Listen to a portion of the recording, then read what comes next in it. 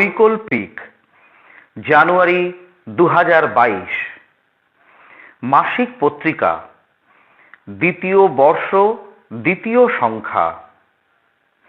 পত্রিকাটি Braille, blog ও ইউটিউবে উপলব্ধ।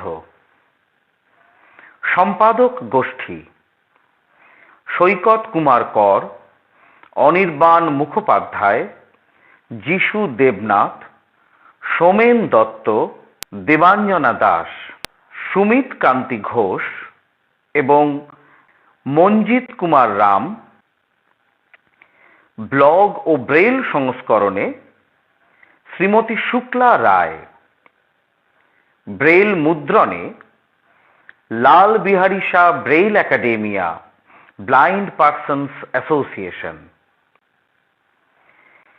বিশেষ কৃতজ্ঞতা পর্ণা ঠাকুর চক্রবর্তী, উজ্জ্বল মণ্ডল, সুচিস্মিতা দাস সেনগুপ্ত। এই সংখ্যায় অতিথি লেখক রূপে উপস্থিত আছেন রাজকুমার বসাক, সম্পাদক উত্তরণের সন্ধানে। প্রচ্ছদ অঙ্কনে সুমিত কান্তি ঘোষ। সম্পাদকীয় দৃষ্টিহীনদের শিক্ষা সমস্যা সমাধানের আন্দোলন সমাজ প্রগতির আন্দোলনেরই অবিচ্ছেদ্য অংশ। দৃষ্টিহীনদের শিক্ষা সংক্রান্ত সমস্যার যথোপযুক্ত সমাধানের লক্ষ্যে যদি কোনো প্রচেষ্টা হয়, তবে বর্তমান সময়ে তাকে একটি সামাজিক আন্দোলন রূপেই গড়ে তুলতে হবে। কারণ সমস্যাটি এমন নয় যে তার সমাধান কারো জানা নেই।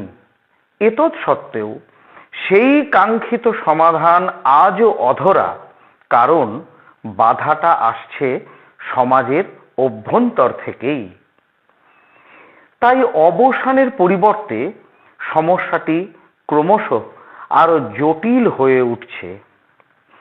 সমন্বিত শিক্ষা, ইনক্লুসিভ এডুকেশনের ভ্রান্ত ব্যাখ্যা ও প্রয়োগ, সরকারি তরফে প্রতিবন্ধীদের শিক্ষাকে গুরুত্বহীন করে দেখবার মানসিকতা, মরার উপর খাঁড়ার ঘায়ের মতো অনলাইন শিক্ষা ব্যবস্থা দৃষ্টিহীন, শ্রবণ এবং বৌদ্ধিক প্রতিবন্ধী শিশুদের শিক্ষাকে আজ অনেকাংশেই প্রহসনে পরিণত করেছে।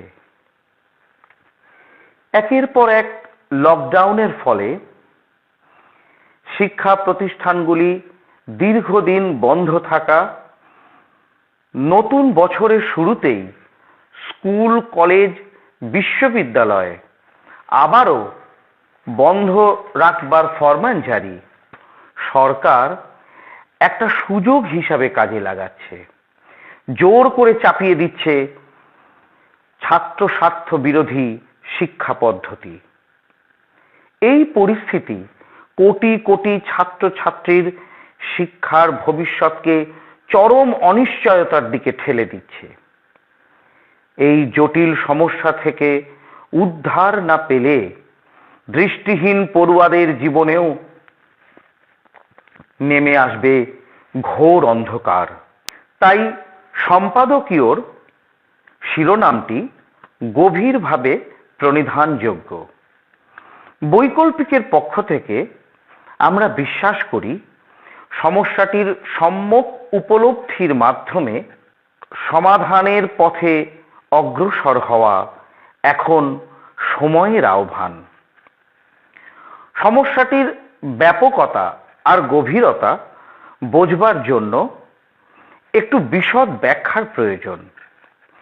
ব্রেইল পদ্ধতির মাধ্যমে দৃষ্টিহীনদের উপযুক্ত শিক্ষাদানের শতাব্দী প্রাচীন ব্যবস্থা হলো তাদের জন্যই বিশেষভাবে নির্মিত আবাসিক বিদ্যালয়ের মাধ্যমে শিক্ষা দেওয়া।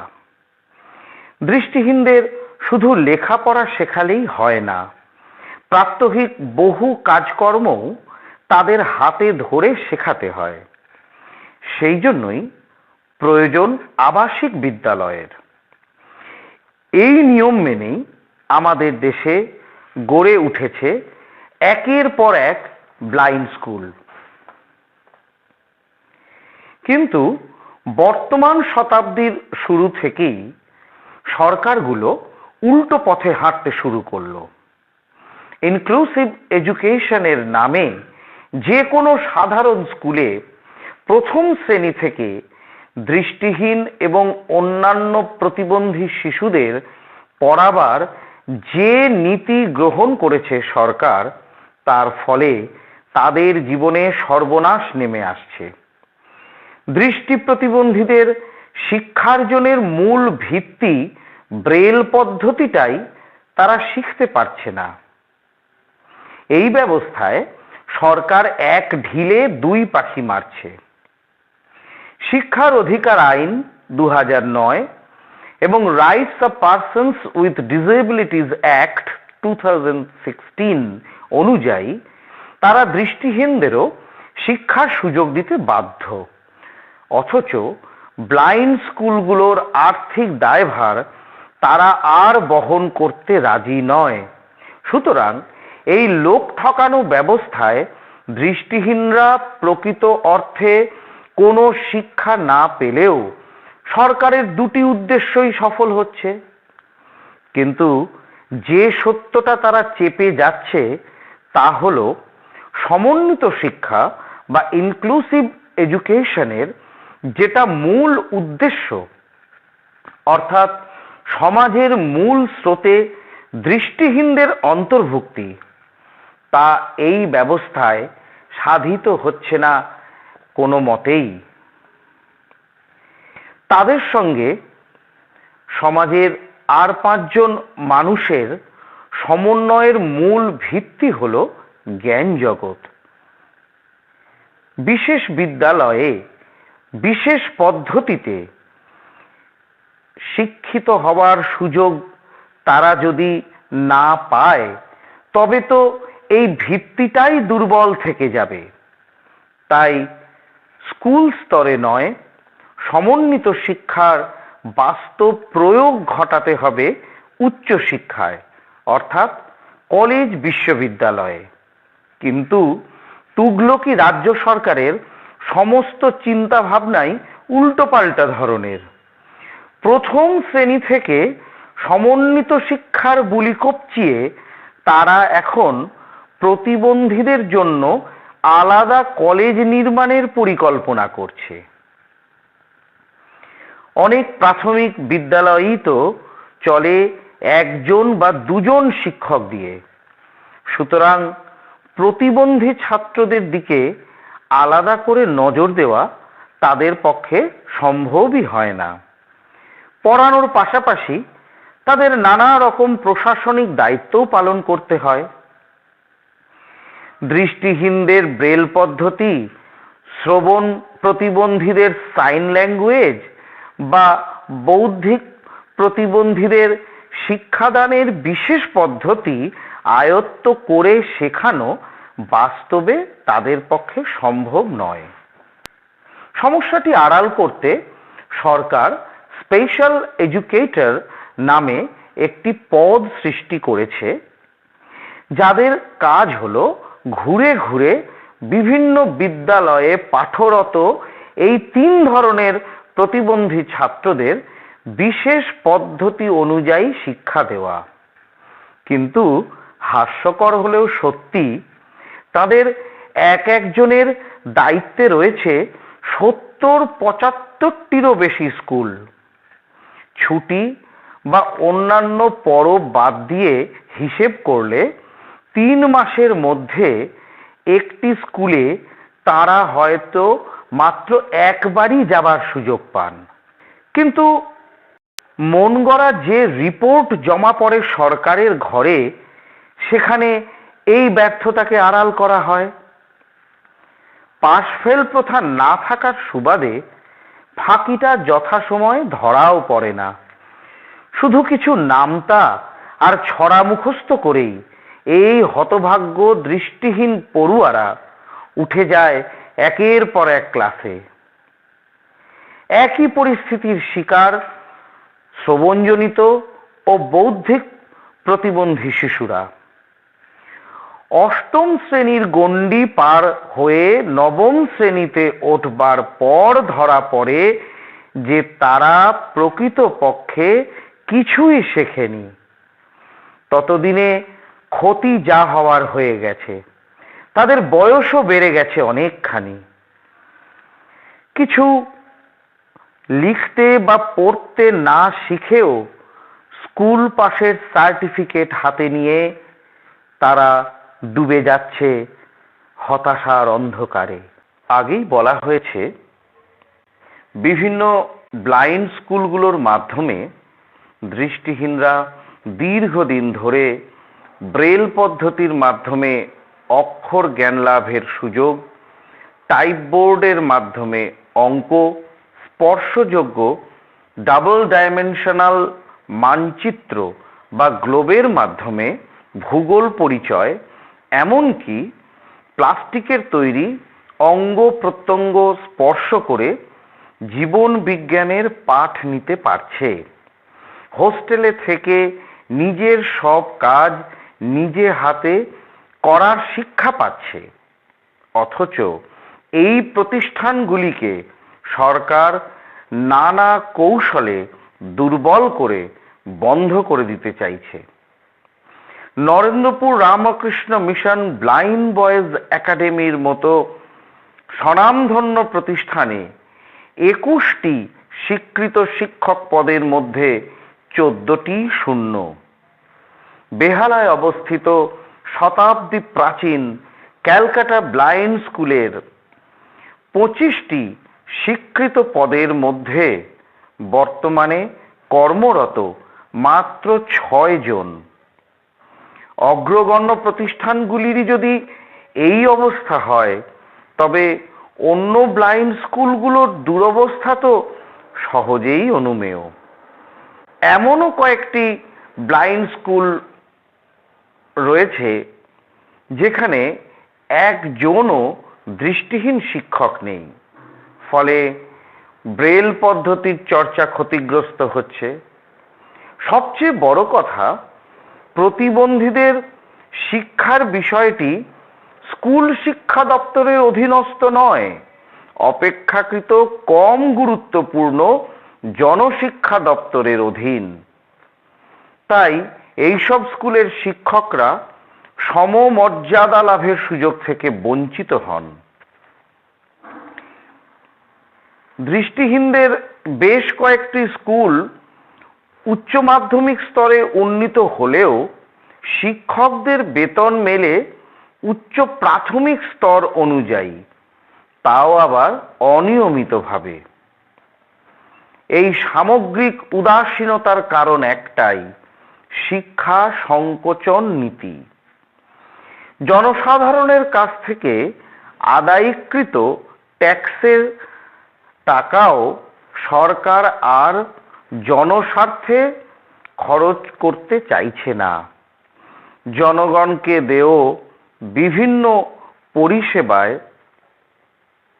ভর্তুকি হয় পুরোপুরি, নয়তো অধিকাংশ তুলে নেওয়া হয়েছে। শিক্ষা আর স্বাস্থ্য খাতেও আর্থিক বরাদ্দ কমছে দ্রুত। জনসাধারণকে বুভুক্ষু, অশিক্ষিত, চিকিৎসাবিহীন অবস্থায় ফেলে রেখে সরকারগুলো সব টাকা ঢেলে দিচ্ছে এই দেশের একচেটিয়া মালিক শ্রেণীর পায়ে, কখনো ঋণ, কখনো উৎসাহ ভাতা, আবার কখনো বিপুল পরিমাণে কর ছাড়ের মাধ্যমে। তবে এই বিশেষ বিদ্যালয়গুলির আর্থিক দায়িত্ব প্রকাশ্যে পুরোপুরি অস্বীকার করার সৎসাহস নেই সরকারের। তাই একদিকে সমন্বিত শিক্ষার নামে সাধারণ স্কুলেই প্রথম শ্রেণী থেকে ভর্তি করে, অন্যদিকে ব্লাইন্ড স্কুলগুলোকে নানাভাবে দুর্বল করে দৃষ্টিহীনদের শিক্ষা জীবনে চরম সর্বনাশ ডেকে আনবার কৌশল নিয়েছে তারা। এই সর্বনাশ আরো বহুগুণ বাড়িয়ে দিয়েছে বর্তমানে অনলাইন শিক্ষা ব্যবস্থা। দরিদ্র পরিবারের কোটি কোটি সাধারণ ছেলেমেয়ের পক্ষে এই ব্যবস্থা খুবই অসুবিধাজনক, আর দৃষ্টিহীনদের পক্ষে এ তো একেবারেই অসম্ভব। আচ্ছা বলুন তো, যারা চোখেই দেখতে পায় না তারা অনলাইন শিক্ষার সুযোগটা নেবে কিভাবে? অঙ্ক, ভৌত বা জীবন বিজ্ঞানের মতো বিষয়গুলি অথবা ভূগোলের মানচিত্র ধারণা এসব কি তারা শুধু কানে শুনে আয়ত্ত করতে পারবে? বিভিন্ন ব্লাইন্ড স্কুলের মাধ্যমে যে কতিপয় দৃষ্টিহীন শিক্ষার্থী সঠিক শিক্ষা লাভের সুযোগ পাচ্ছিল, তাদেরও মেরুদণ্ড ভাঙবার সুযোগ এতদিনে পেয়েছে সরকার। এই অনলাইন শিক্ষা ব্যবস্থা তাদের জীবনে অভিশাপ হয়ে দেখা দিয়েছে। দীর্ঘদিন ধরে স্কুল এবং হোস্টেল বন্ধ থাকায় তারা বাড়িতে নিতান্ত অসহায়ভাবে দিনাতিপাত করতে বাধ্য হচ্ছে। শিক্ষা স্বার্থে নয়, মোবাইল ফোন আর ইন্টারনেট ব্যবসা বাড়ানোর জন্যই যে এই অনলাইন শিক্ষা ব্যবস্থার আমদানি, এ তো দিনের আলোর মতোই পরিষ্কার। সরকারের আরও একটা জনস্বার্থ বিরোধী উদ্দেশ্য এর ফলে সাধিত হচ্ছে। চাকরি দিতে ব্যর্থ সরকারগুলো শিক্ষিত বেকারের সংখ্যা সব সময় কম রাখতে চায়।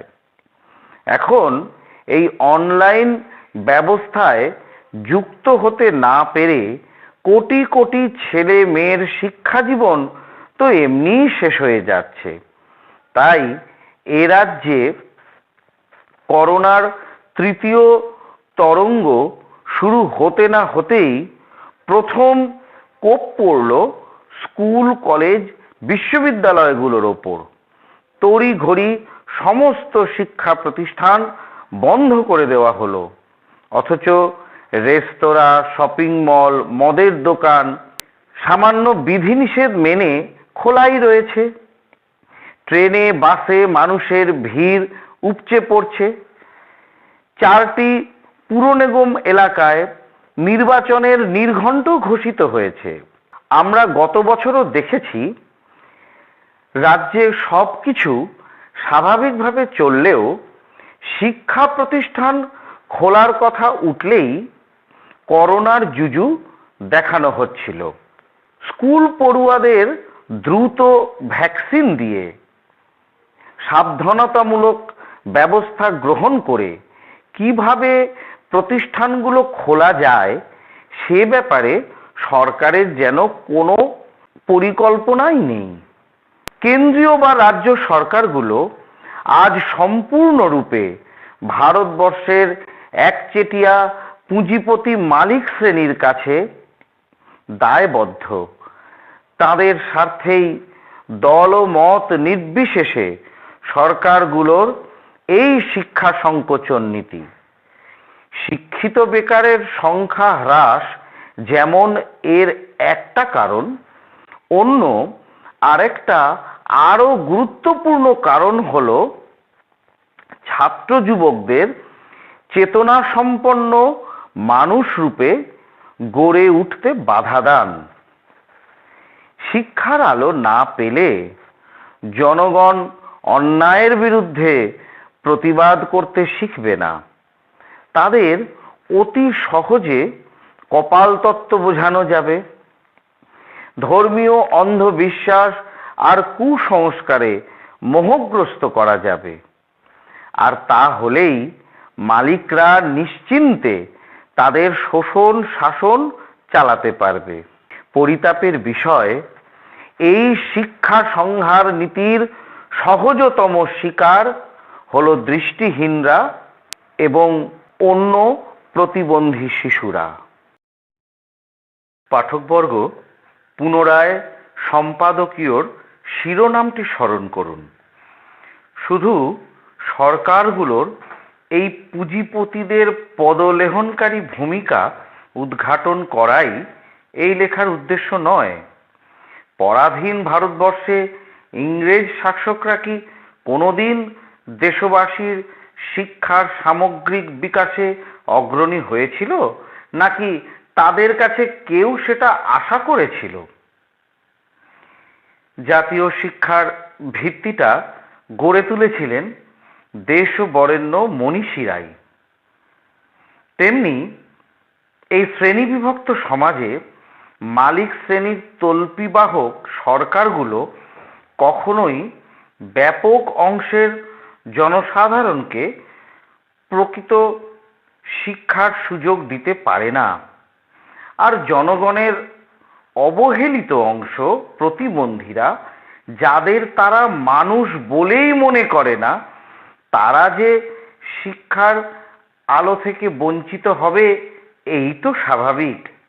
ফলে দৃষ্টিহীন তথা প্রতিবন্ধীদের মধ্যে শিক্ষার প্রসার ঘটাতে হবে সমাজের শুভবুদ্ধি সম্পন্ন সচেতন মানুষকেই, যারা সমাজের প্রগতিশীল আন্দোলনের সঙ্গে যুক্ত, যারা জানেন যে সমাজের আমূল পরিবর্তন ঘটাতে গেলে শিক্ষা গুরুত্ব কতখানি। তারা এও বুঝবেন যে সমাজের একটি অংশ যদি সেই শিক্ষা লাভের সুযোগ থেকে বঞ্চিত হয়, তবে তা আন্দোলনেরই দুর্বলতা। রাজা রামমোহন রায়, ঈশ্বরচন্দ্র বিদ্যাসাগর সমাজ প্রগতির আন্দোলনে সামিল হয়ে আধুনিক শিক্ষার প্রসারে সর্বাধিক গুরুত্ব আরোপ করেছিলেন। যে কুসংস্কারাচ্ছন্ন সমাজে অজ্ঞতাজনিত ভীরুতাবশত মেয়েরাই নারী শিক্ষার বিরোধিতা করত, সেইখানে বিদ্যাসাগর অকুত ভয়ে সমস্ত লোকাচারকে দুপায়ে মারিয়ে নারীদের মধ্যে শিক্ষার প্রসারে ব্রতী হয়েছিলেন। সেই রকম চেতনা আর মানবিক হৃদয় নিয়ে এগিয়ে আসতে হবে এই যুগের সমাজকর্মীদের। কাজটা সহজ নয় মোটেই। দৃষ্টিহীনদের ধরে ধরে ব্রেল পদ্ধতিতে পড়তে আর লিখতে শিখিয়ে দিলেই এই সমস্যার সমাধান হবে না। বিভিন্ন ব্লাইন্ড স্কুল থেকে এ পর্যন্ত অনেক দৃষ্টিহীনই তো শিক্ষিত হয়ে ডিগ্রি অর্জন করে সমাজের নানা ক্ষেত্রে প্রতিষ্ঠিত হয়েছেন। কর্মজীবনে অনেকে কিছু সুনামও অর্জন করেছেন। কিন্তু দৃষ্টিহীনদের শিক্ষা নিয়ে এই যে সরকার ছিনিমিনি খেলছে, তার বিরুদ্ধে তারা তো সবাই প্রতিবাদ করছেন না। ব্লাইন্ড স্কুলগুলো ভালোভাবে চালানোর দাবিতে তারা তো আন্দোলন গড়ে তুলছেন না। তা যদি করতেন, তবে সরকার এত সহজে এইসব শিক্ষা ধ্বংসকারী পদক্ষেপ নিতে পারত না। ভালোভাবে খোঁজ নিলে দেখা যাবে যে দৃষ্টিহীনদের মধ্যে মুষ্টিমেয় যারা বিভিন্ন সামাজিক আন্দোলনের সঙ্গে যুক্ত, তারাই দৃষ্টিহীনদের সঠিক শিক্ষার দাবিতেও আন্দোলন করছেন। সুতরাং দৃষ্টিহীনদের এমনভাবেই শিক্ষিত করতে হবে যাতে তারা সামাজিক দায়িত্ব পালনের চেতনা লাভ করতে পারেন। তারা যাতে অন্তত এটুকু বুঝতে পারেন যে সামাজিক আন্দোলনে সামিল না হতে পারলে একজন দৃষ্টিহীন মানুষ হিসাবে স্বীকৃতিও পেতে পারেন না। এ রাজ্যের নিরিখে বলাই যায়, শ্রদ্ধেয় প্রয়াত নগেন্দ্রনাথ সেনগুপ্ত, সাধনগুপ্ত, দীপঙ্কর রায়ের মতো ব্যক্তিত্ব, যারা শুধু জ্ঞানে বা বিদ্যায় নয়, সামাজিক কর্মকাণ্ড, সামাজিক আন্দোলনে নিজেদের অংশগ্রহণের মাধ্যমে অগণিত মানুষের সম্মান আর মর্যাদা লাভ করেছিলেন। সেই পদাঙ্ক কি আমরা অনুসরণ করতে পারি না? ব্লাইন্ড স্কুলের শিক্ষকদেরও আরো দায়িত্বসম্মত ব্লাইন্ড স্কুলের শিক্ষকদেরও আরো দায়িত্বসম্পন্ন হতে হবে। সরকার অবহেলা দেখাচ্ছে ঠিকই, তা বলে তারা যেন নিজ কর্তব্য পালনে অবহেলা না করেন। দৃষ্টিহীনদের শিক্ষিত করার কাজটিকে নিছক চাকরি হিসাবে না দেখে সমাজ প্রগতির আন্দোলনের পরিপূরক কাজ হিসাবে ভাবতে পারলে তবেই এর সঠিক গুরুত্ব বোঝা যাবে। Narendrapur Ramakrishna mission blind boys একাডেমির শিক্ষক রূপে প্রয়াত ভবানী প্রসাদ বেরা, শিবব্রত সেনগুপ্ত যে সর্বজন শ্রদ্ধেয় সম্মানের অধিকারী হয়েছিলেন, তা নিশ্চয়ই এখনকার শিক্ষকদেরও অনুপ্রাণিত করবে। কতিপয় নামোল্লেখের কারণ একটাই, আমরা অভিভাবকহীন নই। এই সমস্যার সমাধানে দিল্লির উপকণ্ঠে প্রায় 1 বর্ষ ব্যাপী ঐতিহাসিক কৃষক আন্দোলন থেকেও শিক্ষা নিতে হবে। যে লক্ষ লক্ষ কৃষক একদিকে শীত, গ্রীষ্ম, বর্ষা, করোনা মহামারী, অন্যদিকে সরকারি হুমকি, অপপ্রচার, দমন-পীড়নকে উপেক্ষা করে লড়াই চালিয়েছেন এবং বিজয় অর্জন করেছেন, তারাই সমাজের প্রগতিশীল অগ্রণী অংশ। তারা যে সম্মান মর্যাদা লাভ করেছেন তা কখনো দাবি করতে পারে না সেই কৃষক যে কোনোভাবে এই লড়াইয়ে সামিল হয়নি বা শাসক শ্রেণীর পাল্লায় পড়ে আন্দোলনের বিরোধিতা করেছে। সংগ্রামী কৃষকরা যে সামাজিক দায়বদ্ধতার পরিচয় দিয়েছেন তা আমাদেরও গ্রহণ করতে হবে। একদিকে সরকারের কাছে দাবি জানাতে হবে দৃষ্টিহীনদের সঠিক শিক্ষাদানের ব্যবস্থা নিতে, অন্যদিকে নজর রাখতে হবে যে চালু থাকা ব্লাইন্ড স্কুলগুলো পঠন পাঠনের উপযুক্ত পরিবেশ অন্যদিকে নজর রাখতে হবে যে চালু থাকা ব্লাইন্ড স্কুলগুলোতে পঠন পাঠনের উপযুক্ত পরিবেশ বজায় থাকে। নতুন নতুন ব্লাইন্ড স্কুল গড়ে তোলার চ্যালেঞ্জও আমাদের নিতে হবে। এই পদক্ষেপগুলি সঠিকভাবে গ্রহণ করতে পারলে আলোচ্য সমস্যার সমাধানে আমরা বহুদূর অগ্রসর হতে পারব নিঃসন্দেহে।